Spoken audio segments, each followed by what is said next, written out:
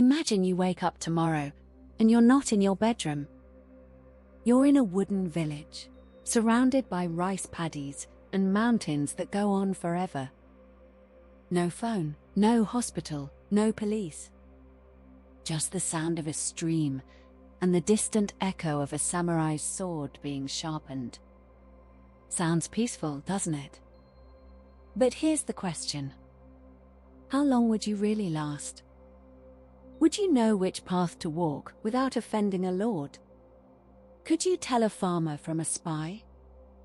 And what would happen if you accidentally bowed to the wrong person, or worse, forgot to bow at all?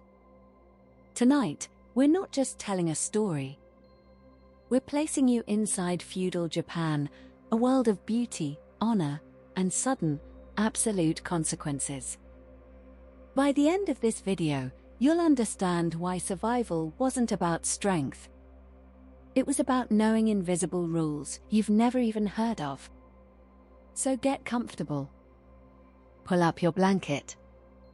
And if this is your first time here, subscribe, because we turn history into a slow, deep journey.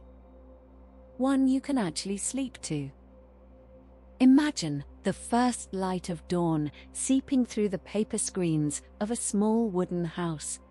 The air still cold and heavy with the scent of rice and earth. You wake not to an alarm, but to the distant crow of a rooster and the low murmur of a village already at work.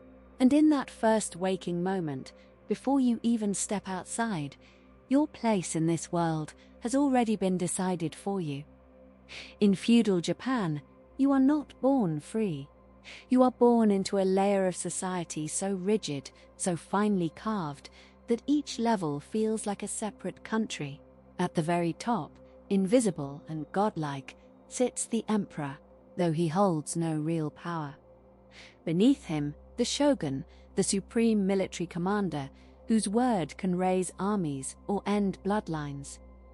Then come the daimyo, the great lords who command vast lands and hundreds of samurai, and below them, the samurai themselves. And that constant awareness of where you stand is only the beginning, because knowing your place is one thing, but knowing how to move through the spaces between places is something else entirely.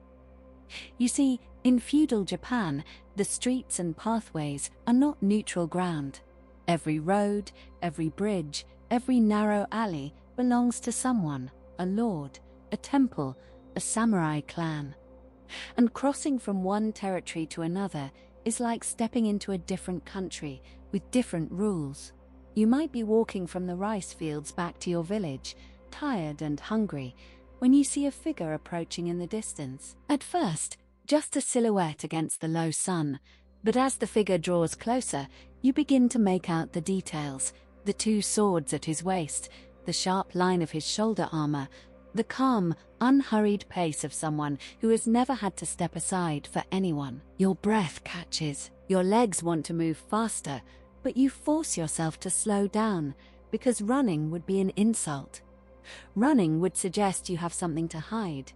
So you keep walking, but now you are counting, measuring the distance between you, calculating the exact moment when you must step off the path and lower your head. And the sword, when it comes, does not ask your name.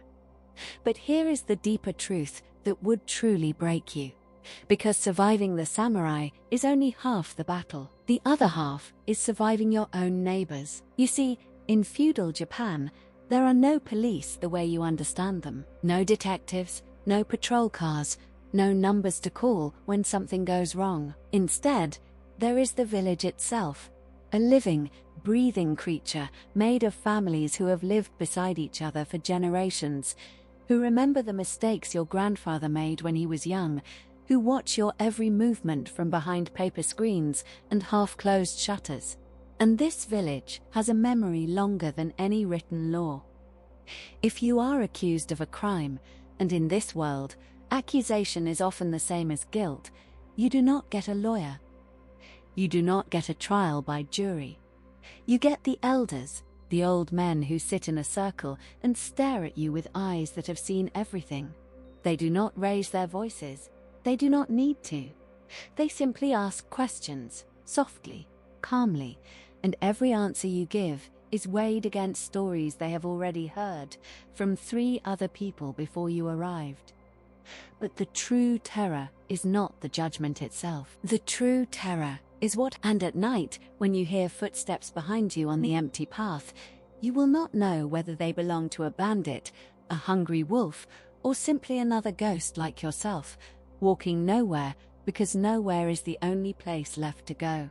But even if you survive the roads, even if you somehow find shelter in a forgotten shrine or a cave hidden in the hills, the darkness itself holds its own dangers.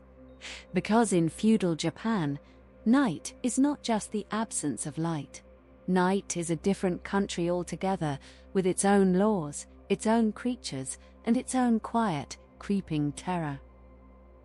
When the sun sets and the last glow fades behind the mountains, the villages lock their gates.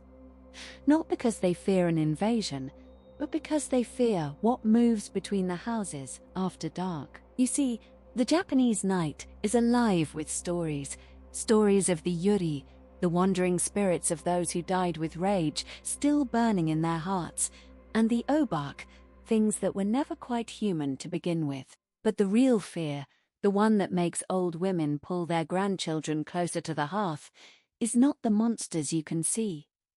It is the things